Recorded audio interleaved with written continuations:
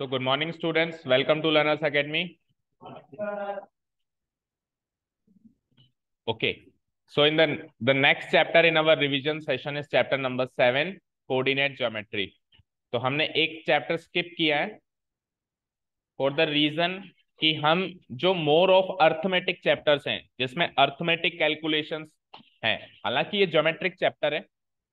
This chapter is not A part of arithmetic mathematics, this is a part of geometric mathematics. Chapter का नाम ही coordinate geometry है, but ये question कहने के लिए ज्योमेट्रिक चैप्टर है. बाकी इसमें ज्योमेट्री का वो ऐसा रोल नहीं है, कोई थ्योरम्स नहीं है, कोई ऐसी प्रूव करने की चीजें नहीं है ना भाई. है इसमें अर्थमेटिक कैलकुलेशंस ज्यादा, तो हम पहले वो चैप्टर्स खत्म कर रहे हैं जिसमें अर्थमेटिक कैलकुलेशंस ज्यादा हो, और फिर एक बार जब अपन ज्योमेट्री में घुसेंगे भाई पूरी आपकी मैथ्स को मैंने 3-4 पार्ट्स में डिवाइड किया. पहले अर्थमेटिक मैथमेटिक्स, उसके बाद एक पूरा सेक्शन आएगा ट्रिग्नोमेट्रिक मैथमेटिक्स, एक आएगा ज्योमेट्रिक मैथमेटिक्स, और एक लास्ट पार्ट आएगा मेंसुरेशन जिसमें सरफेस एरिया वगैरह जाएगा. तो अभी अर्थमेटिक मैथमेटिक्स का करीब करीब ये लास्ट चैप्टर है ज्योमेट्रिक पार्ट, लेकिन कैलकुलेशंस अर्थमेटिक टाइप की. इसके बाद हम शुरू करेंगे ट्रिग्नोमेट्रिक मैथमेटिक्स, 2 चैप्टर उसके कवर करेंगे. फिर घुसेंगे ज्योमेट्री में जिसमें चैप्टर 6 जो अभी अपने स्किप किया वो लेंगे, चैप्टर 6 लेंगे, और चैप्टर 10 लेंगे.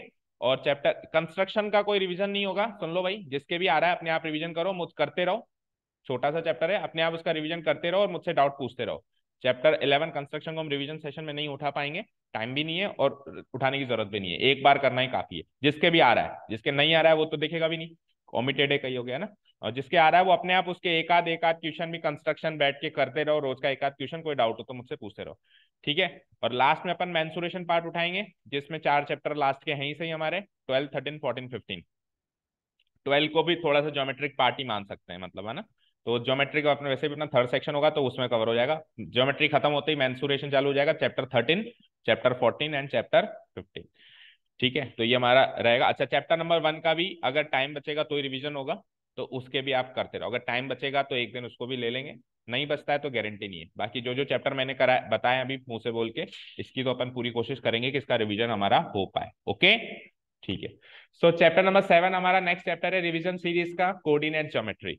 सो हम क्विकली इस चैप्टर को इंट्रोड्यूस करते हैं आपके सामने. तो let's see coordinate geometry. First of all it is a part of geometry. देखो हमारे मैथ्स में 2 तरह की ज्योमेट्री होती है बेटा. हमारे मैथ्स में कितने तरह की ज्योमेट्री होती है? अच्छा, सबसे पहले तो ये बताओ ज्योमेट्री का मतलब क्या होता है. Geometry is a branch of mathematics that we all know. Geometry is a branch of mathematics that we all know कि geometry is a branch of mathematics. Mathematics की एक ब्रांच है जिसको अपन कहते हैं geometry. So what does geometry mean? Let's understand the meaning of geometry. So you can see geometry word has been derived from 2 words, geo plus metry. Okay, metry again has been derived, not mary, metry. Metry again has been derived from the Latin word metron. जो trigonometry में मेट्री है वही वाली मेट्री है ये भी ना, metron. Metron means to measure. Metron means to measure, किसी चीज को नापना. And geo means earth. होता ही ना ज्योग्राफी, जियोग्राफी में भी जियो आता है, जियो मीन्स होता है earth. So the indirect meaning is to measure earth. Indirect meaning is to measure earth. अब अर्थ को मेजर करने का मतलब नहीं कि निकल जाओ सड़कें नापने लग जाओ, पहाड़ नापने लग जाओ, वो मतलब नहीं है कि अर्थ को नापना. अर्थ मीन्स इन मैथमेटिक्स या इन क्लास 10th लेवल के लो या मैथमेटिक्स के लो या आपकी स्टडीज के हिसाब से earth is a 2D plane. क्या है? 2D plane. So the indirect meaning is to measure a 2D plane. एक 2D प्लेन पर जो चीजें बनाई जा सकती है उनको मेजर करना, जैसे रेक्टेंगल, जैसे ट्रायंगल, जैसे सर्किल, ये सभी तो आता है ज्योमेट्री में. ये सभी तो आता है ना, समझ गए? ठीक है ना. अब ये ज्योमेट्री का तो हो गया meaning. Now let's talk about 2 types of geometry. We are given 2 types of geometry in our standard up to class 12. हमको 2 टाइप की ज्योमेट्री दी हुई होती है. एक होती है हमारी यूक्लिड ज्योमेट्री, एक होती है हमारी कोऑर्डिनेट ज्योमेट्री. कौन कौन सी ज्योमेट्री हमारे पास? One is Euclid geometry and the other one is coordinate geometry. हमारे चैप्टर का नाम. एक तो होती है यूक्लिड ज्योमेट्री एंड एक होती है कोऑर्डिनेट ज्योमेट्री. अब Euclid geometry and coordinate geometry में हम डिफरेंस समझते हैं. Euclid geometry, Euclid geometry is general geometry. It is general geometry. ठीक है ना। जनरली अपन जो ज्योमेट्री सीखते हैं वो यूक्लिड ज्योमेट्री ही है। फॉर एग्जांपल मैंने कहा एक ट्राइंगल ड्रॉ करो, एक राइट एंगल ट्राइंगल ड्रॉ करो, तो आप राइट एंगल ट्राइंगल ऐसे ड्रॉ करोगे, तो ये आपने यूक्लिड ज्योमेट्री में बनाया। किसमें बनाया आपने? ये यूक्लिड ज्योमेट्री। मैंने कहा कि एक सर्किल ड्रॉ करो, तो आप सर्किल यूक्लिड ज्योमेट्री में। यूक्लिड ज्योमेट्री मतलब जनरल ज्योमेट्री। हमको जो यूक्लिड नामक मैथमेटिशियन ने ज्योमेट्री दी है, जनरल ज्योमेट्री में ये ट्राइंगल होता है, ये रेक्टेंगल होता है, ये सर्किल होता है, that is what is called Euclid geometry. अब coordinate geometry is a geometry involving the coordinate axis. Involving the coordinate axis मतलब जैसे मैंने ये ट्राइंगल ड्रॉ किया ABC, तो it is just a triangle ABC। इसमें A पॉइंट की position नहीं पता चल रही, B पॉइंट की पोजीशन नहीं पता चल रही, एंड C पॉइंट की भी पोजीशन नहीं पता चल रही। लेकिन इसी ट्राइंगल ABC को मैं कोऑर्डिनेट ज्योमेट्री में बनाऊं, तो कोऑर्डिनेट ज्योमेट्री में कोऑर्डिनेट एक्सिस इन्वॉल्व होंगी, और वहां मैंने अगर ये ट्राइंगल बनाया लाइक दिस, तो वहां पे मुझे A पॉइंट के कुछ कोऑर्डिनेट्स मिलेंगे, B पॉइंट के भी कुछ कोऑर्डिनेट्स मिलेंगे, एंड C पॉइंट के भी कुछ कोऑर्डिनेट्स मिलेंगे। तो मुझे उसकी पोजीशन पता चल जाएगी कि ये पोजीशन, मतलब पोजीशन समझते हो ना, लोकेशन है ना, उसको अपन लोकेट कर पाएंगे। अच्छा ये सेकंड क्वाड्रेंट में, अच्छा इसका एक्स कोऑर्डिनेट, अच्छा ये ओरिजिन से इतना इधर दूर है, ये इतना वेस्ट डायरेक्शन में, इतना नॉर्थ डायरेक्शन में। तो एग्जैक्टली हमको पॉइंट्स की जहां पे या फिगर्स की जहां पे अपने को पोजीशन पता चले, that is what is called coordinate geometry. और बिना पोजीशन बताए एक बार बस मैं अगर यहां से ये एक्सेस हटा दूं, ये हटा दी, ये हटा दी, अब ये कोऑर्डिनेट ज्योमेट्री का खेल नहीं है, अब ये यूक्लिड ज्योमेट्री का फिगर हो गया। ठीक है, समझ गए। तो इस चैप्टर में हम क्या कर रहे हैं? कोऑर्डिनेट ज्योमेट्री सीख रहे हैं। क्या सीख रहे हैं? तो we will be understanding each and everything. देखो पॉइंट आप पहले भी जानते थे, लाइन आप पहले भी जानते थे, लाइन सेगमेंट आप पहले भी जानते थे, ट्रायंगल आप पहले भी जानते थे, रेक्टेंगल आप पहले भी जानते, ये सब सारी चीजें आप पहले भी जानते थे। लेकिन अभी ये सारी चीजें अपन with the help of coordinates पढ़ने वाले हैं। क्या पढ़ने वाले हैं? कोऑर्डिनेट। बिकॉज ये रिवीजन सीरीज है तो मैं सीधे वर्ड यूज कर रहा हूँ कोऑर्डिनेट्स। वैसे तो जब फर्स्ट क्लास होती है तो मैं कोऑर्डिनेट क्या होता है वो भी बताता हूँ, अभी बता देंगे वैसे, लेकिन मैं डायरेक्टली यूज कर रहा हूँ कि आप कोऑर्डिनेट्स यूज करोगे। सवाल जवाब ये भी हो सकता है सर कोऑर्डिनेट तो बताओ वो क्या होता है ना। तो कोऑर्डिनेट क्या होते हैं बता देते हैं। तो कोऑर्डिनेट का हिंदी वर्ड पता है किसी को? वेरी गुड, निर्देशांक। तो इस चैप्टर को हिंदी में कहते हैं निर्देशांक ज्योमेट्री। ज्योमेट्री मीन्स ज्योमेट्री है ना। सो कोऑर्डिनेट मीन्स निर्देशांक। देखो लिखा हुआ भी है, अभी इसको रीड भी करेंगे, जनरली समझते हैं। यहीं से देखा है निर्देशांक। लेट्स संधि विच्छेद दिस वर्ड, तो इट बिकम्स निर्देश प्लस अंक। आती है मुझे भी हिंदी है ना, निर्देश प्लस अंक। वैसे मेरी सबसे बुरी थी हिंदी है ना मेरे अकेडमी, 10th तक तो मैंने ऐसे ऐसे बड़े बड़े हाथ जोड़ के उसको छोड़ी थी। अब मत आना कभी भी, है ना। यही हालत होगी तुम सबकी भी, क्योंकि आजकल इंग्लिश मीडियम स्कूल्स पे हिंदी पे बहुत कम फोकस होने लग गया, जो कि बहुत गलत है। बहुत गलत इसलिए भी कि देखो हमारी मातृभाषा है, ये तो है ही सही। दूसरी चीज, आगे बहुत प्रॉब्लम आती है। हिंदी को हम बिल्कुल त्याग देते हैं ना 10th के बाद, तो आगे बहुत प्रॉब्लम आती है। ठीक है, तो निर्देश प्लस अंक कौन सी संधि है?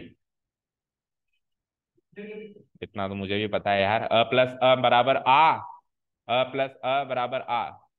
मात्रा बढ़ जाती है, कौन सी संधि है? दीर्घ संधि है ना, स्वर संधि का दीर्घ संधि वाला पार्ट है। ओके, तो आज तेरे सारे तुक्के निशाने पे लगेंगे दिन है तेरा। ओके, इधर आ जाओ। निर्देश प्लस अंक, निर्देश मतलब giving the directions, giving the, निर्देश देना मतलब डायरेक्ट करना। निर्देशक होता है ना, मूवी डायरेक्टर डायरेक्ट करता है जो, तो गिविंग द डायरेक्शंस, जो डायरेक्ट करे। एंड अंक मतलब है नंबर। तो ऐसा नंबर जो डायरेक्शन दे, या ऐसा नंबर जो पोजीशन बताए, उस नंबर को कह दूंगा कोऑर्डिनेट। उस नंबर को क्या कह दूंगा? कोऑर्डिनेट। फॉर एग्जांपल एक पॉइंट P है, उसके कोऑर्डिनेट है 3,4, तो ये 3 और 4 वो अंक हैं जो निर्देश दे रहे हैं। ये 3 और 4 वो नंबर्स हैं जो डायरेक्शंस दे रहे हैं इस पॉइंट की लोकेशन बता रहे हैं कि अच्छा ये पॉइंट इस क्वाड्रेंट में है, एक्स एक्सिस से इतना दूर है, वाई एक्सिस से इतना दूर है, ओरिजिन से इतना दूर है। ये लोकेशन देना ही तो होता है। फॉर एग्जाम्पल मैंने अभी एड्रेस दिया किसी का कि मेरे घर आ जाए, लर्नर्स अकेडमी आ जा, उसने कहा बताओ सही कैसे कैसे आऊं, तो मैंने कहा कि 500 मीटर ऐसे चल, फिर 30 मीटर इधर घूम जा, फिर जो मकान दिखे वही है। ऐसे अपन देते हैं, ऐसे अपन डायरेक्शन देते हैं। तो एक 2D प्लेन पे कैसे दोगे? ऐसे ही तो दोगे, ओरिजिन से 4 यूनिट आगे चल, फिर 3 यूनिट ऊपर जा, ऐसे ही तो डायरेक्शन दोगे।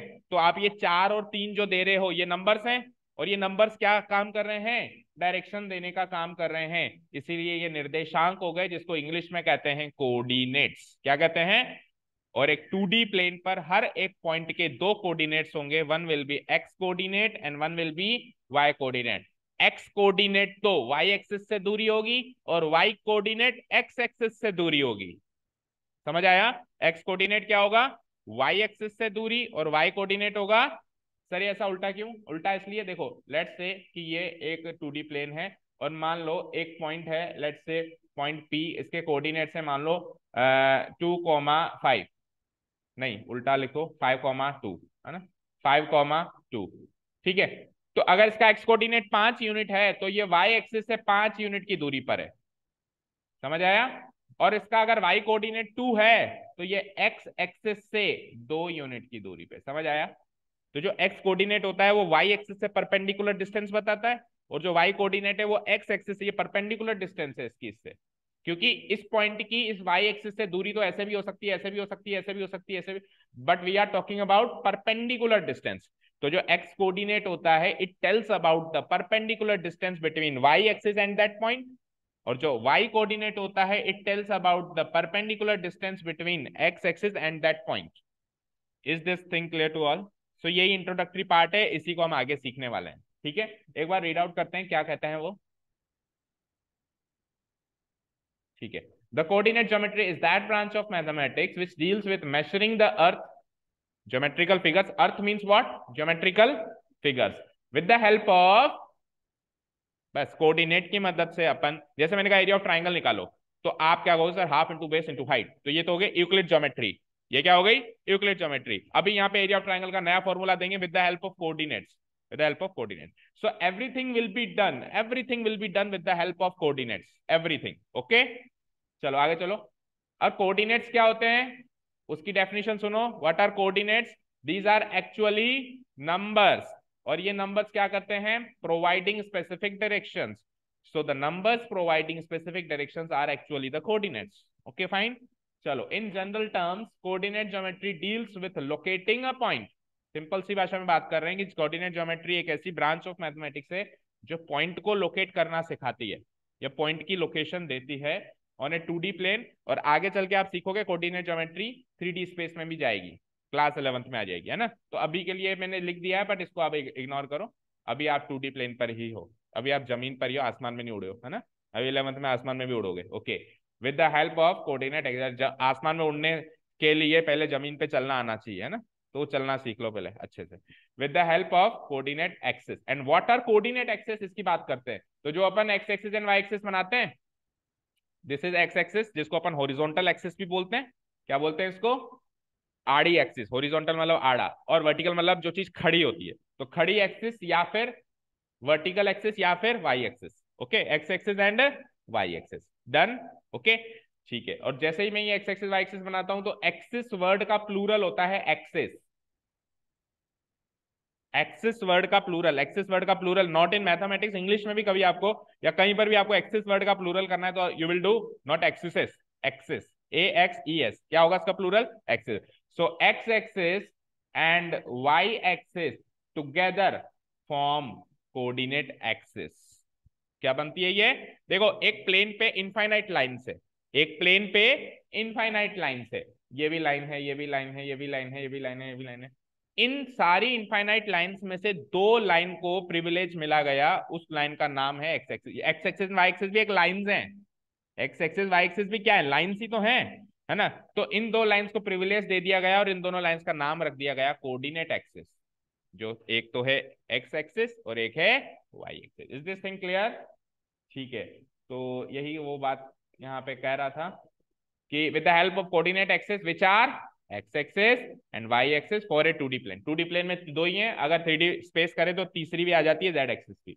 तो horizontal axis is the x axis and vertical axis is the y axis. ठीक है, अब बात करते हैं x coordinate and y coordinate को डिटेल में, है ना। तो देखो, अभी मैंने आपको बताया भी था कि किसी भी पॉइंट का एक्स कोऑर्डिनेट क्या होता है? परपेंडिकुलर डिस्टेंस होती है वाई एक्सिस से, परपेंडिकुलर डिस्टेंस होती है वाई एक्सिस। और आपको एक एक बात और बताऊं कि किसी भी पॉइंट और लाइन के बीच में जो परपेंडिकुलर डिस्टेंस होती है वो उसकी शॉर्टेस्ट डिस्टेंस होती है। फॉर एग्जाम्पल, मुझे सामने दीवार को टच करना है, consider my location to be a point. एक पॉइंट है, मैं एक पॉइंट हूं, है ना, और वो एक लाइन है ना, उसको मुझे टच करना है, इंटरसेक्ट करना है। तो मैं ऐसे भी जा सकता हूँ, मैं ऐसे भी जा सकता हूँ, लेकिन मैं अगर बिल्कुल सीधा जाऊंगा तो ये शॉर्टेस्ट डिस्टेंस होगी। तो परपेंडिकुलर डिस्टेंस एक पॉइंट और एक लाइन के बीच में हमेशा शॉर्टेस्ट डिस्टेंस होती है, समझ गए? ठीक है ना? तो एक पॉइंट और उसके और वाई एक्सिस के बीच में जो शॉर्टेस्ट कह दूं या परपेंडिकुलर डिस्टेंस कह दूं वही उसका एक्स कोऑर्डिनेट होता है। अभी बताया भी था एक्स कोऑर्डिनेट क्या है, परपेंडिकुलर डिस्टेंस। और उसको एक दूसरा नाम दे दिया गया एब्सिसा। ठीक है, सुना होगा आपने, नाइन्थ से सुनते हुए आ रहे होंगे। इसको दूसरा नाम क्या दे दिया गया? एब्सिसा। वाई कोऑर्डिनेट क्या है? जस्ट इसका उल्टा, ये भी परपेंडिकुलर डिस्टेंस है ना, या शॉर्टेस्ट डिस्टेंस है। लेकिन अब एक्स एक्सिस से दूरी की बात हो रही है, मतलब एक्स एक्सिस ये होती है, ये एक्स एक्सिस होती है, इससे परपेंडिकुलर दूरी कितनी है, जितनी भी इसकी परपेंडिकुलर दूरी है वो, जैसे मान लो 3 यूनिट उसकी परपेंडिकुलर दूरी है पॉइंट की, तो उसका वाई कोऑर्डिनेट 3 हो जाएगा। समझ गए? उसका वाई कोऑर्डिनेट क्या हो जाएगा? 3 हो जाएगा। और उसका नाम डिनोट कैसे किया गया? ऑर्डिनेट। ठीक है, so x coordinate and y coordinate in other words are abscissa and ordinate. Abscissa and ordinate, तो दूसरे नाम याद होने चाहिए, क्योंकि इनकेस एग्जाम में क्वेश्चन आ गया फाइंड एब्सिसा एंड ऑर्डिनेट, आपको पता ही नहीं है इसका मतलब क्या है, उस टाइम थोड़ा पूछोगे किसी से, कोई मैथ्स का तो टीचर भी नहीं होगा वहां पे बताने वाला। ओके, बोर्ड एग्जाम्स में आपको सब्जेक्ट टीचर कभी भी नहीं मिलेगा, आप चाहो हेल्प लेना तो भी नहीं ले सकते। ठीक है ना? ओके। और बिल्कुल अपोजिट टीचर्स देते हैं वो, जैसे मैथ्स के उसमें हिंदी का टीचर दे देंगे, इंग्लिश में बिल्कुल हिंदी का दे देंगे, मतलब बिल्कुल रिलेट ही नहीं होता, ऐसे टीचर्स की वहां पे ड्यूटी लगती है, तो आप चाह के भी हेल्प नहीं ले सकते। और लोकेशन भी ऐसी होती है कि निवाई में मालपुरा का लगा दिया, मालपुरा में कहीं और का लगा दिया, जिनको आप जानते ही नहीं। ठीक है ना? Okay, but except in the corona वो जगह के लगा दिए थे, क्योंकि वहां पे आना जाना बंद था, आवाजाही सारी बंद थी, वो एक एक्सेप्शनल केस था। बाकी जनरली बोर्ड एग्जाम्स में आपको टीचर्स की शक्ल ऐसी होगी जो पहली बार देख रहे हो आप। ठीक है ना? ओके, तो आप ही आपके सब कुछ हो, जो आपको आता है उसी के बेसिस पे आपका रिजल्ट बनेगा। सो चलते हैं, ओरिजिन क्या होता है? अब एक्स एक्सिस वाई एक्सिस समझ गए, तो एक्स एक्सिस वाई एक्सिस का इंटरसेक्टिंग पॉइंट क्या होता है? Origin. The intersecting point of x-axis and y-axis is called the origin. It is always denoted by a capital letter O. अच्छा, point हमेशा capital letter से डिनोट होता है, तो ये भी एक पॉइंट ही है भाई, ये भी एक पॉइंट ही है ना। Point is something which has neither length nor width, जिसकी कोई थिकनेस नहीं होती। मैं कभी भी ऐसे नहीं कहूंगा कि एक 3 सेंटीमीटर लंबा पॉइंट बनाओ, या मैं कभी ऐसे नहीं कह सकता 4 mm का पॉइंट बनाओ। Point is zero dimensional, point is zero dimension, इसकी कोई डायमेंशन नहीं होती, पॉइंट का एरिया नहीं होता, पॉइंट का कुछ नहीं होता है ना। लाइन 1 डायमेंशनल है, उसकी लंबाई होती है, दैट्स इट। ठीक है, पॉइंट जीरो डायमेंशनल। ठीक है ना? जैसे ही अपन किसी फिगर का या किसी ऑब्जेक्ट का कलेक्शन बनाते हैं, तो जो चीज बनती है वो अनदर एक डायमेंशन ऊपर बनती है। जैसे पॉइंट का कलेक्शन लाइन बनाती है, तो पॉइंट 0 डायमेंशनल है ना, तो उसका कलेक्शन 1 डायमेंशनल थिंग बना रही है। और लाइन का कलेक्शन 2 डायमेंशनल थिंग बना रही है, क्योंकि लाइन खुद 1 डायमेंशनल है, तो 1 डायमेंशन एक रेक्टेंगल बना देगी, एक ट्राइंगल बना देगी, 2D फिगर बना देगी। फिर 2D प्लेन का कॉम्बिनेशन 3D स्पेस बनाता है। जैसे ये दीवार 2D प्लेन है, दीवार दीवार दीवार दीवार बार बार दीवार इमेजिन करो तो ये कमरा बन गया, 3D ऑब्जेक्ट बन गया। ठीक है? Okay, so it is also a point, it is also a point, और इस पॉइंट का नाम क्या है? ओरिजिन। तो इसलिए इसको लेटर भी क्या मिल गया विरासत में? ओ। ठीक है ना? एक 2D प्लेन पे ओ हमेशा ओरिजिन रहेगा, या ओरिजिन हमेशा ओ रहेगा। ठीक सही है, तो है ना? ओके, चलते हैं आगे। इसके कोऑर्डिनेट 0,0 होंगे, क्योंकि मैंने क्या कहा कि कोऑर्डिनेट्स कैसे निकालते हैं? एक्स एक्सिस और वाई एक्सिस से दूरी देखकर। तो ओरिजिन एक्स एक्सिस से भी बिल्कुल दूर नहीं है ही, उसी पे, तो दूर थोड़ी ना उससे, 0 यूनिट की दूरी पे। और वाई एक्सिस से भी वो बिल्कुल दूर नहीं है, वाई एक्सिस से भी वो 0 यूनिट की दूरी पे, एक्स एक्सिस से भी वो 0 यूनिट की दूरी पे, तो उसके कोऑर्डिनेट्स क्या हो गए? 0,6। ठीक है, चलिए। अब जैसे ही मैं एक खाली प्लेन पे, यूक्लिड प्लेन, ये खाली यूक्लिड प्लेन है, इसको मैं कोऑर्डिनेट प्लेन बना दूं, उसको बनाने के लिए मुझे 2 एक्सिस खींचनी पड़ेगी, तो ये एंटायर 2D प्लेन कुछ पार्ट्स में डिवाइड हो जाता है। कितने पार्ट्स में? 4 parts. I sure? 6? I sure? Actually 7 parts होते हैं। कितने होते हैं? 7 रीजन्स होते हैं, रीजन्स। क्वाड्रेंट्स 4 होते हैं, रीजन 7 होते हैं। तो 4 रीजन तो कहलाते हैं आपके 4 quadrant. First quadrant, second quadrant, and we read in always read in anti clockwise direction. ये बिल्कुल फिक्स कर लो, 11th 12th में बहुत प्रॉब्लम आती है जब बच्चा ये याद नहीं करके जाता है कि कोऑर्डिनेट प्लेन पर हम हमेशा anti clockwise direction is the correct, मतलब anti clockwise direction general direction है। अगर आप क्लॉकवाइज डायरेक्शन रीड कर रहे हो किसी भी चीज को, नॉट ओनली क्वाड्रेंट्स, किसी भी चीज को अगर आप क्लॉकवाइज डायरेक्शन रीड कर रहे हो तो you are going in the opposite direction. जैसे एंगल नापते हैं ना, देखो जैसे एंगल नापते हैं तो आप इससे एंटी क्लॉकवाइज डायरेक्शन ही एंगल नापते हैं, ये 60 डिग्री होगा।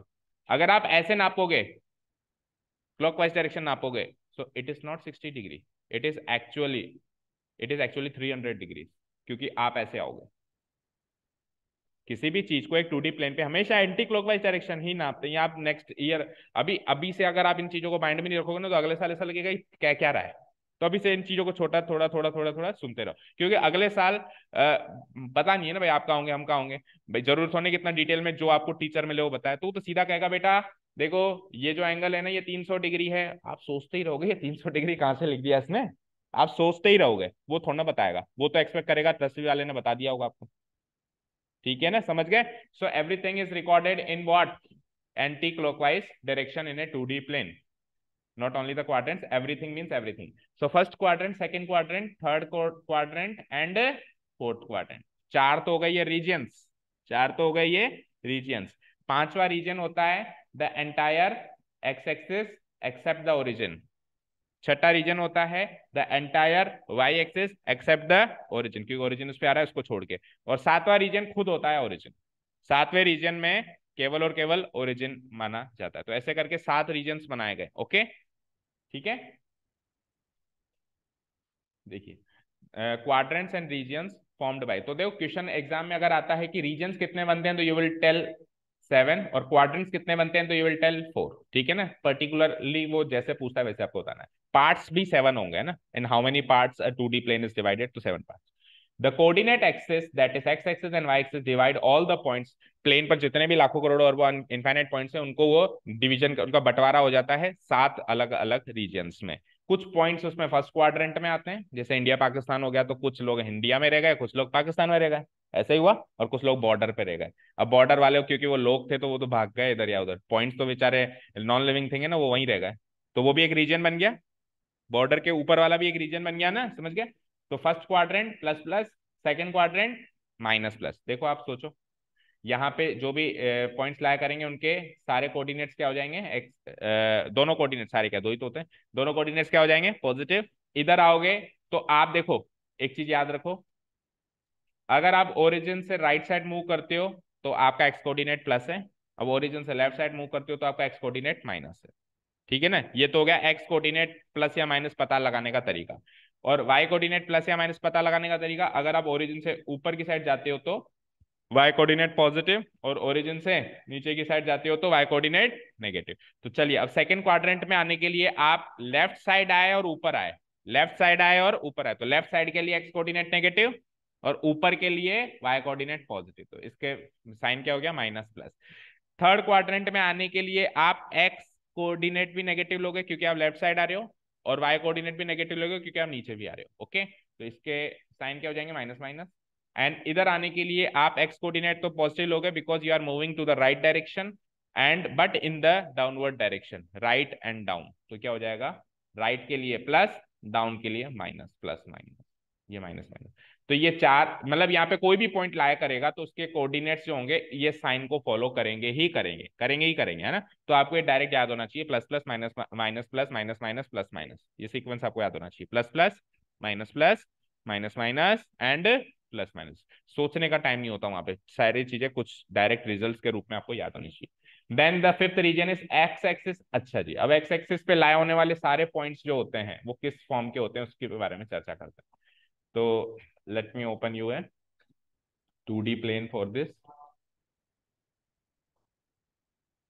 देखो it is a 2D plane, you can see। तो देखो यहां पे ये एक्स एक्सिस है, देख रहे हो है क्या। तो एक्स एक्सिस पे लेट से मुझे इस पॉइंट के कोऑर्डिनेट चाहिए, बोलो क्या होंगे। यस, इसके बोलना, ठीक है, इस पे इसके बोलना, और इसके बोलना। अच्छा कोई क्या ओरिजिन भी इसी पे, ठीक है, ओरिजिन के बोलना। इन सारे पॉइंट्स का एक कॉमन फीचर है कि वाई कोऑर्डिनेट सबका 0 और x coordinate can be negative as well as positive. और ओरिजिन को फिलहाल आप इससे अलग कर रहे हो तो फिर आप इस वाले पॉइंट को तो काउंट मत करो, है ना। ओरिजिन तो एक अलग से रीजन बना दिया ना आपने, तो इस ओरिजिन को छोड़ के जितने भी पॉइंट्स हैं उनका एक्स कोऑर्डिनेट चेक करो, negative as well as positive, लेकिन वाई कोऑर्डिनेट हमेशा 0 होता है, क्योंकि ये एक्स एक्सिस से दूरी नहीं है। वाई कोऑर्डिनेट का मतलब क्या होता है? एक्स एक्सिस से दूरी। वाई कोऑर्डिनेट का मतलब क्या होता है? एक्स एक्सिस से दूरी। अब वो खुद ही एक्स एक्सिस पर है तो दूर है ही नहीं, तो इसीलिए कितनी दूरी है? 0 यूनिट्स की दूरी है। कितनी दूरी है? 0 यूनिट्स की दूरी। Is this thing clear to you? अच्छा, ऑन द कॉन्ट्रेरी अगर अपन वाई एक्सिस की बात करें तो tell me the coordinates of this point. Tell me the coordinates of this point. 0, ठीक है। Tell me the coordinates of this point 0,2। Tell me the coordinates of this point 0, -3. So analyze these points. On analysis of these points, we get that x coordinate will always remain 0 and y coordinate can be positive as well as negative. तो ये दो results मिले हमको। तो x axis and y axis पर लाए होने वाले पॉइंट्स कुछ इस टाइप के रहते हैं। x एक्सिस पे जो पॉइंट लाया होता है वो +0 के फॉर्म में होता है या फिर -, और y एक्सिस पे जो पॉइंट लाया करता है वो 0, पॉजिटिव एनीथिंग की फॉर्म में होता है या 0, नेगेटिव ऑफ एनीथिंग की फॉर्म में होता है। और origin is 0,0, that is well and understood. ठीक है, समझ आया यहाँ तक? So we are only dealing with the introductory part now. अब अपन चलेंगे जो इस साल अपने को कोऑर्डिनेट ज्योमेट्री में सीखना है। अभी तक जो कोऑर्डिनेट ज्योमेट्री में मैंने आपको बताया that was the revision of class 8, 9th या general introduction of what is coordinate geometry. क्योंकि कई बच्चों को नहीं पता होता है, आई एग्री टू दैट। कई बच्चों को नहीं पता होता है भाई, टीचर मान लेता है कि 10th में आते आते ये सारी चीजें पता होगी, एक्स कोऑर्डिनेट क्या होता है, एब्सिसा क्या होता है, लेकिन नहीं पता है तो नहीं पता है, क्या कर लेंगे। तो इसीलिए एक जनरल इंट्रोडक्शन आधे घंटे का वो जरूरी है। चलिए अब बात करते हैं इस साल क्या सीखना है। तो इस साल की कोऑर्डिनेट ज्योमेट्री शुरू हो रही है बेटा, है ना। तो इस साल the chapter has been divided into 3 portions. How many portions? 3 portions. The first portion is distance formula. The first portion will cover distance formula. The second portion will cover a topic named section formula. And the third topic area of triangle, जो शायद कुछ लोगों के omitted है। omitted है, ठीक है, लेकिन सबके नहीं है। सबके है क्या बता दो, तो फिर अपन ओमिट करेंगे क्योंकि रिवीजन सेशन में अपन बिल्कुल ओमिटेड चीजें अभी अवॉइड करेंगे। पहले बोल, सबके है क्या आरबीएससी में? नो सर, तो फिर पढ़ना पड़ेगा। ओके, एंड आप लोग भी पढ़ सकते हो, देखो है ना, आप लोग भी पढ़ ही सकते हो, पढ़ना भी चाहिए। नहीं तो अगले साल एरिया ऑफ ट्राइंगल पे एंटायर जो चैप्टर है, पूरा चैप्टर है, वो कैसे करोगे। ओके चलो, तो distance formula, section formula, area of triangle, ये 3 टॉपिक्स में the chapter has been divided. हर एक के लिए एक एक एक्सरसाइज है, 7.1, 7.2, 7. अच्छा, एक बार डिस्टेंस फॉर्मूला सीख लिया तो उसका इन्वॉल्वमेंट इसमें भी रहेगा। एक बार सेक्शन फॉर्मूला, डिस्टेंस फॉर्मूला दोनों सीख लिए तो इन दोनों का इन्वॉल्वमेंट उसमें भी रहेगा। ठीक है ना। चलो, तो पहला टॉपिक क्या है? Distance formula. अब देखो नाम से उसका काम पता चला कि नहीं चला? Tell me the page number. Can someone tell me the page number for distance formula? इधर ही होगा, ये रहा। हाँ, आप मुझे बताओ, नाम से इसका काम पता नहीं चला? बोलो। मैथ्स में अक्सर टॉपिक ऐसे होते हैं जो अपने नाम से अपना काम बताते हैं। सो डिस्टेंस फॉर्मूला का मतलब एक ऐसा फॉर्मूला जो हमें डिस्टेंस बताए, जो हमें डिस्टेंस बताए। डिस्टेंस मतलब होता है दूरी। और दूरी सर किस किस के बीच की? तो दूरी किसी के भी बीच की हो सकती है। दूरी पॉइंट से पॉइंट के बीच की भी हो सकती है। दूरी पॉइंट से लाइन के बीच की भी हो सकती है। दूरी लाइन से लाइन के बीच की भी हो सकती है। और फर्दर जब आप 3D में जाओगे तो पॉइंट से प्लेन, लाइन से प्लेन, प्लेन से प्लेन, ये सारी दूरियां होती है। ठीक है, लेकिन हमको केवल पॉइंट से पॉइंट सीखनी है। फर्स्ट बिल्कुल बेस जो दूरी होती है, एक पॉइंट और एक पॉइंट के बीच की दूरी को हम डिस्टेंस फॉर्मूला से मेजर करेंगे। ठीक है, नेक्स्ट ईयर फिर पॉइंट से लाइन सीखेंगे, लाइन से लाइन सीखेंगे, उसके नेक्स्ट ईयर प्लेन से लाइन, प्लेन से पॉइंट, ये सारी चीजें अपन सीखेंगे। ये सब डिस्टेंस फॉर्मूला है। डिस्टेंस फॉर्मूला अब विकराल रूप धारण करता रहेगा जैसे जैसे हम आगे फर्दर स्टडीज में चलते जाएंगे। ठीक है, तो फिलहाल के लिए ये कहता है कि एक 2D प्लेन पर अगर 2 पॉइंट हैं P और Q, जिसके कोऑर्डिनेट्स ऐसे हैं x1, y1, x2, y2, ये पॉजिटिव नेगेटिव 0 कुछ भी हो सकते हैं, x1, y1, और इधर भी x2, y2 कुछ भी हो सकते हैं। Be any 2 points on a 2D plane, तो उन दोनों के बीच की दूरी को मैं या तो PQ कह दूं या QP कह दूं, एक ही बात है। या तो मैं PQ कह दूं या फिर मैं QP कह दूं। Q से लेके P भी उतना ही दूर है, P से लेके Q भी उतना ही दूर है। तो मैं देखो ऐसे भी कह देता है कई बार, find the length of the line segment PQ। बात हुई है, देखो P और Q के बीच की दूरी पी क्यू की लंबाई के बराबर है कि नहीं है। तो मैं कहूं लेंथ ऑफ पी क्यू निकालो, मैं कह दूं distance between P and Q निकालो, बात एक ही की नहीं है? बोलो बोलो, है कि नहीं है? मैंने कह दिया इस कमरे की लंबाई बताओ, और मैंने कह दिया इस पॉइंट से इस पॉइंट की दूरी बताओ, बात तो एक ही है। तो वो क्वेश्चन उल्टा भी पूछ सकता है। तो इसको हम कैसे कहते हैं? डिस्टेंस पी क्यू भी कह सकता हूं और लेंथ ऑफ पी क्यू भी कह सकता हूं। ये कैसे निकालते हैं? ये फॉर्मूला तो है हमारे पास, देख पा रहे हो आप, है ना, x2 माइनस x1 का whole square plus y2 minus y1 का होल स्क्वायर का सम का रूट। एक्चुअली क्या है? दोनों कोऑर्डिनेट्स के डिफरेंस के स्क्वायर का सम का रूट। बोलो एक ही फॉर्म में, दोनों कोऑर्डिनेट्स के डिफरेंस के स्क्वायर का सम का रूट। देखो दिस इज द दोनों कोऑर्डिनेट का डिफरेंस, दिस इज इसका स्क्वायर, दिस इज प्लस, मैंने सम करना एंड देन फाइनली रूट करना। सर ये फॉर्मूला आया कहां से? द जेन्युइन क्वेश्चन, ये फॉर्मूला आया कहां से? तो टेल मी वन थिंग, इधर आइए। डेरिवेशन इसलिए इंपॉर्टेंट है, एग्जाम में तो नहीं आएगा बट वो इसलिए इंपॉर्टेंट है बिकॉज बिकॉज उससे फॉर्मूला याद हो जाता है, उससे फॉर्मूला जिंदगी भर के लिए याद हो जाता है।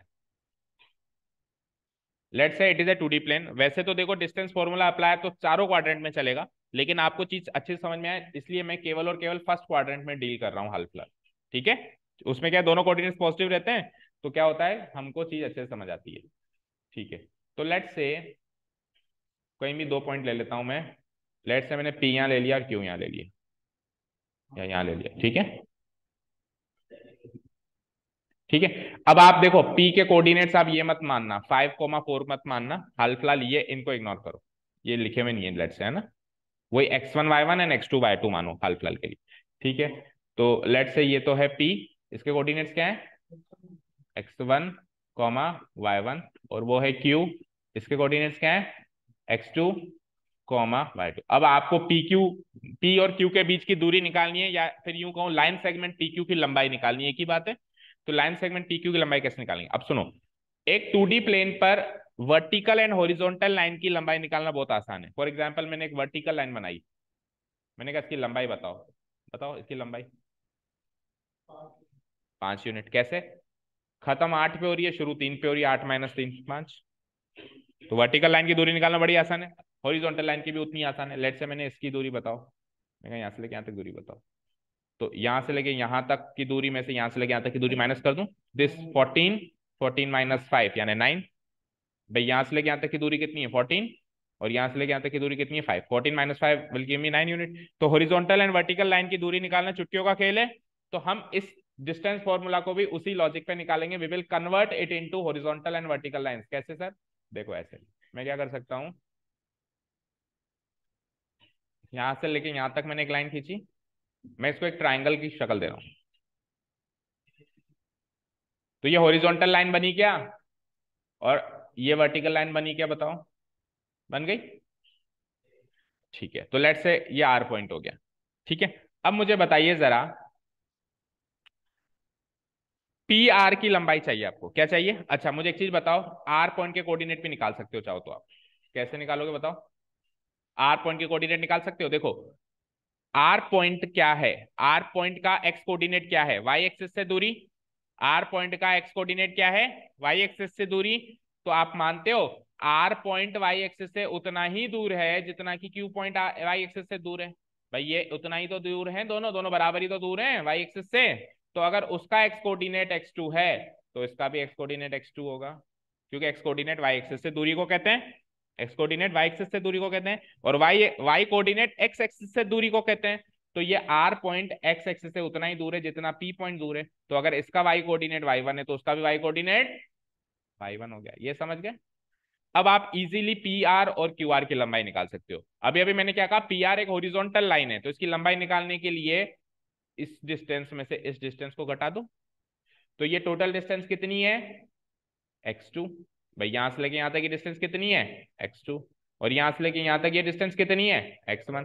तो पी आर की लंबाई कितना हो जाएगी? x2 minus x1। समझ आया? x2 minus x1। सो पी आर की लंबाई आ गई x2 माइनस x1। ठीक है, अब इसकी लंबाई निकालते हैं। तो टोटल क्यू की मतलब ऊंचाई कितनी है? y2।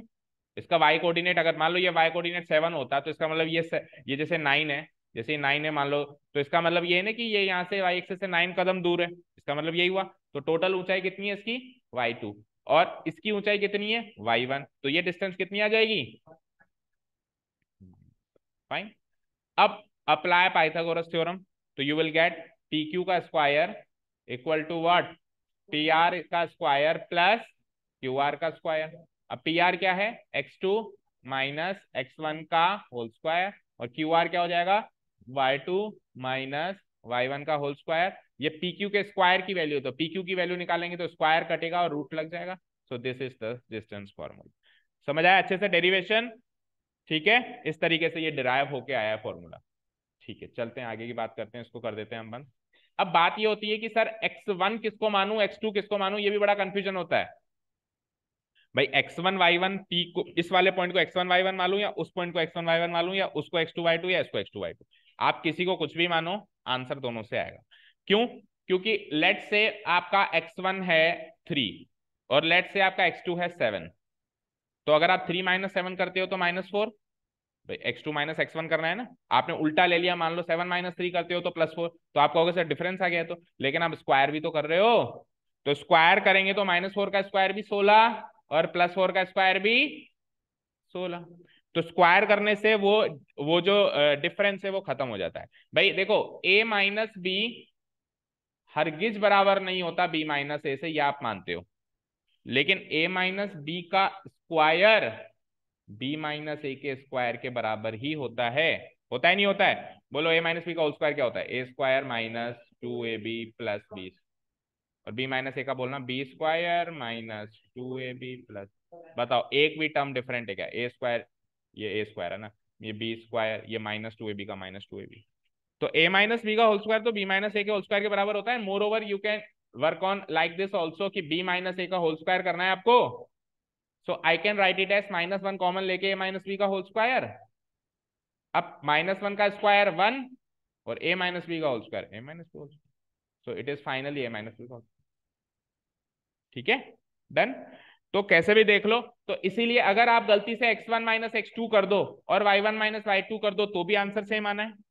अच्छा आप ऐसे कर दो तो भी आंसर सेम आना है, इधर तो 2 1 लिख दिया, इधर 1 2 लिख दिया, तो भी आंसर सेम आना है, बट ऐसे करना नहीं है, बट ऐसे करना नहीं है, गलती से हो जाता है वो एक अलग बात है। आपको पैटर्न, भाई एनसीईआरटी को भागवत गीता की तरह पूछना है, तो वो जिसने वो बात कह दी x2 माइनस x1 तो x2 माइनस x1 ही, और y2 माइनस y1 तो y2 माइनस y1 ही, ठीक है।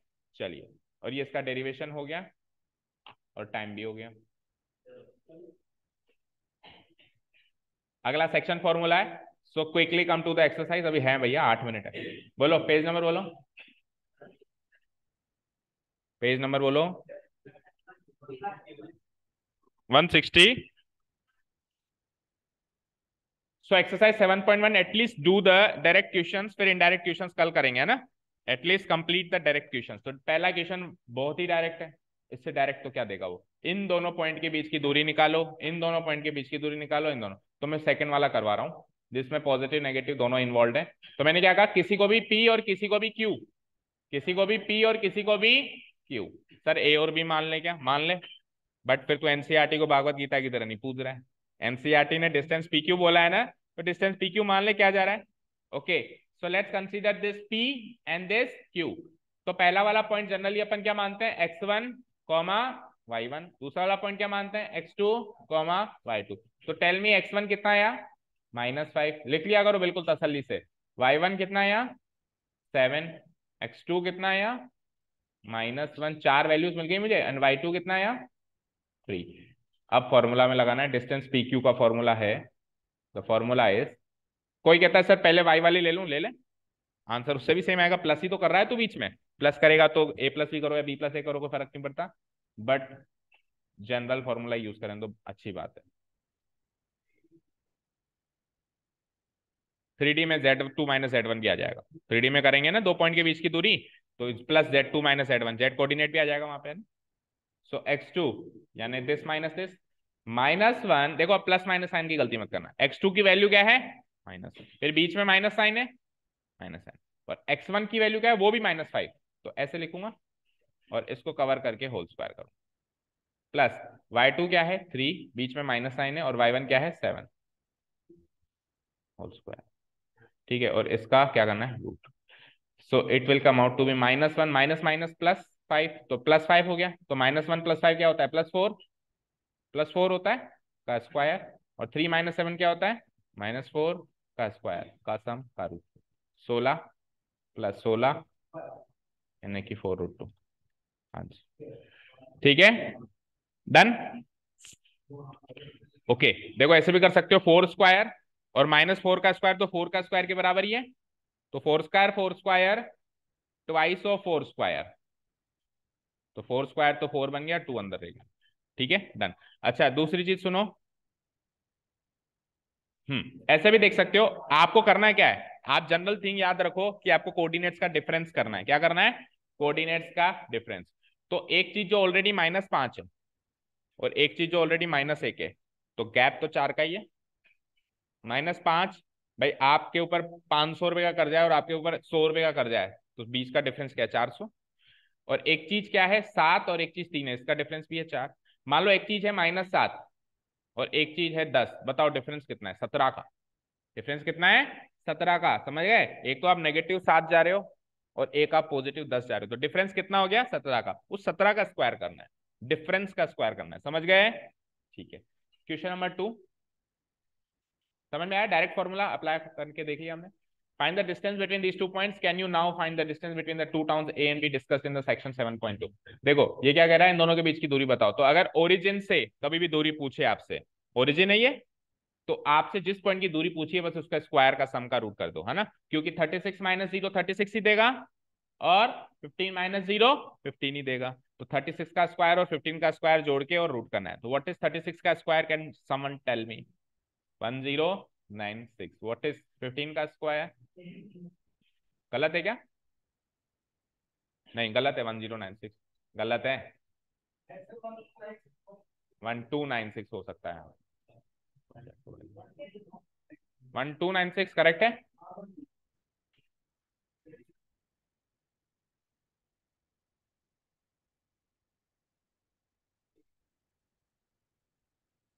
सही है क्या? ठीक है, चलो का सम का रूट। चलो करो उसको। 6 और 5 11, 2 5 और 1521 किसका रूट है? 39 का। 39 का देखो कैसे पता लगाते हैं। 40 का स्क्वायर 1600, अब 1600 से थोड़ा सा कम है। और 39 9 का स्क्वायर 81 भी होता है। यूनिट डिजिट भी देख लिया करो। 9 का स्क्वायर क्या होता है? 81। तो यूनिट डिजिट मैच हो गया।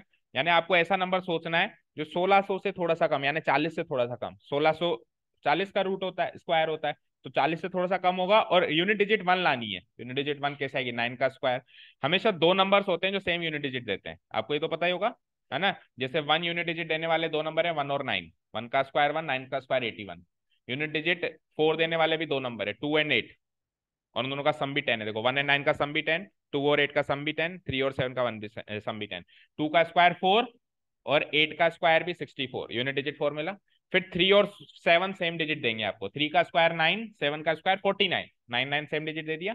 फिर 4 एंड 6 का स्क्वायर सेम डिजिट देंगे आपको। 4 का स्क्वायर 16, 6 का स्क्वायर 36, 6 6 सेम डिजिट दे दिया। ठीक है ना। ओके। और चार चार डिजिट ऐसे हैं जो अगर यूनिट डिजिट में बैठे हैं तो वो कभी भी किसी के स्क्वायर्स नहीं हो सकते। 2 3 एंड 7 8। अगर यूनिट डिजिट में ये चार डिजिट बैठे हैं तो वो कभी भी परफेक्ट स्क्वायर नहीं हो सकते। हो सकते हैं क्या? नहीं हो सकते ना।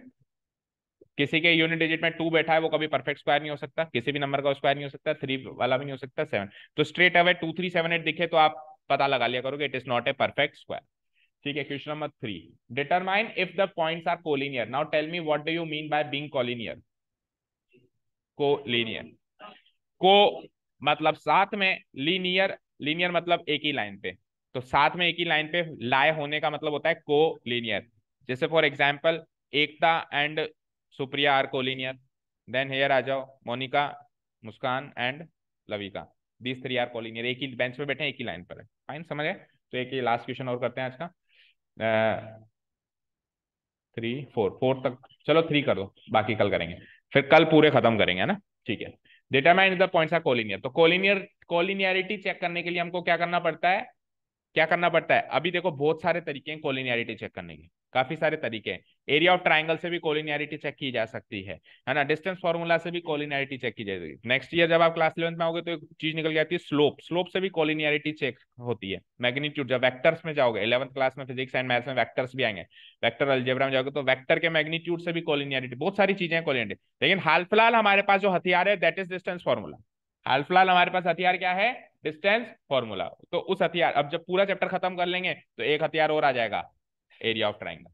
उसमें भी यही क्वेश्चन वापस आएगा, देखना थर्ड एक्सरसाइज में भी है, वहां पे एरिया ऑफ ट्राइंगल से। अब स्पेसिफिकली कह दे कि एरिया ऑफ ट्राइंगल से लगाओ या डिस्टेंस फॉर्मूला, जैसे वैसे जनरल ऐसे बोलता नहीं है, बट कह दे तो फिर आप कुल मिला के आपको सब कुछ आना चाहिए। ठीक है, तो डिस्टेंस फॉर्मूला से हम कैसे पता लगाएंगे कि 3 पॉइंट्स कोलिनियर है? Very easy. लेट्स से ये 1, ये 2, ये 3, ये 3 पॉइंट्स हैं। अभी हमने इसको कोलिनियर बनाया है, कोलिनियर बनाया है जानबूझ के।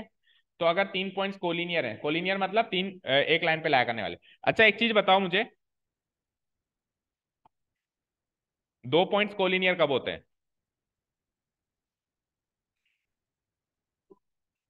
हमेशा ही कोलिनियर होते हैं। 2 पॉइंट्स तो हमेशा ही कोलिनियर हैं। आप एक 2D प्लेन पे कहीं पर भी 2 पॉइंट बना लो तो उससे पास होने वाली एक कॉमन लाइन बना सकते हो ना। भाई 3 पॉइंट कोलिनियर तब होंगे जब उससे पास होने वाली कॉमन लाइन बन सकती हो। तो 2 पॉइंट से तो हमेशा ही कॉमन लाइन बन सकती है। बन सकती है कि नहीं बन सकती है? Tell me. क्या हो गया? 1 सेकेंड। हाँ, तो 2 पॉइंट्स आर ऑलवेज कोलिनियर बेटा। अभी ये एक पॉइंट यहाँ बनाया, एक पॉइंट यहाँ बनाया, तो ये कोलिनियर होंगे ना, सेम लाइन तो बनाई जा सकती है। तो 2 पॉइंट्स में क्वेश्चन आ जाए कि सिचुएशन बताओ कि कब 2 पॉइंट्स कोलिनियर होंगे, तो यूल से ऑलवेज, ऑलवेज 2 पॉइंट्स तो कोलिनियर होते हैं। ठीक है, अभी 3 पॉइंट की बात हो रही थी। तो लेट्स से अगर ये 3 पॉइंट कोलिनियर है, ए बी एंड सी, तो क्या एनालाइज किया आपने कि ए बी का डिस्टेंस, मतलब ए बी की लेंथ और बीसी की लेंथ टोटल मिला के एसी की लेंथ होगी, अगर ये कोलिनियर है तो। और लेट से ये कोलिनियर नहीं है, वो सिचुएशन भी कर लो, ए यहाँ है, सी यहाँ है और बी यहाँ है। अगर ये ऐसे हैं तो अब आप ध्यान से देखो, अब आप ध्यान से देखो, ए बी की लेंथ और बीसी की लेंथ एसी की लेंथ के बराबर नहीं होगी। होगी क्या बताओ? नहीं होगी। तो जब लेंथ बराबर हो जाए तब तो वो कोलिनियर है, और जब लेंथ बराबर नहीं हो तब वो क्या है? कोलिनियर नहीं है। और लेंथ निकालने के लिए क्या हथियार है आपके पास? Distance formula. तो हम क्या करेंगे, तीनों पॉइंट्स का आपस में 3 तरीके से डिस्टेंस निकाला जा सकता है। 3 तरीके से डिस्टेंस निकालेंगे।